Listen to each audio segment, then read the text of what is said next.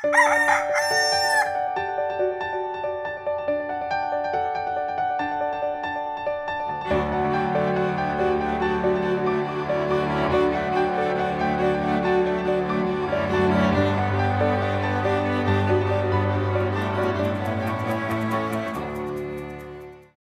umaga po mga kapamilya. Ako po si Bro Arnold. Saluhan niyo po muna ako tayo magkapet, pandasal.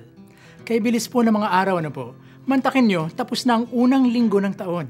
At kung ang ilan sa atin ay nagpapapetiks-petiks pa rin sa ating naising magbago mula sa ating mga pagkakamali nitong nakalipas na taon, abay kailangan na tayong gumalaw-galaw at aksyonan na ang ating mga ipinangakong pagbabago.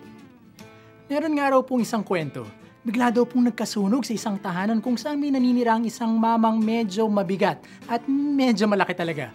Inabutan siya ng mga taong bayan na himbing sa pagkakatulog. Sinubukan nilang buhatin at ilabas siya sa bintana, subalit hindi nila magawa. Sa pintuan naman, nako, hindi pa rin po nila magawa. Sadyang napakabigat at laki kasi ng mamang nahihimbing na ito.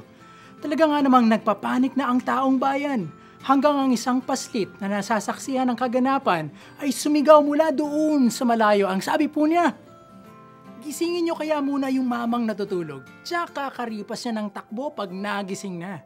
At ayun nga ang ginawa at mabilis pa sa bibuwit na nagulat, ang mamang mabigat ay nakatakbo pa palabas. Mga kapamilya, mga ganon din po tayo. Kahit anong gawing hikayat upang tayo magbagong buhay ay parang walang epek sa atin. Siguro kailangan muna tayong gisingin nang makita natin ang ating kalagayan. Gumising na tayo mga kaibigan at magbago na, bago pa mahuli ang lahat. Amen.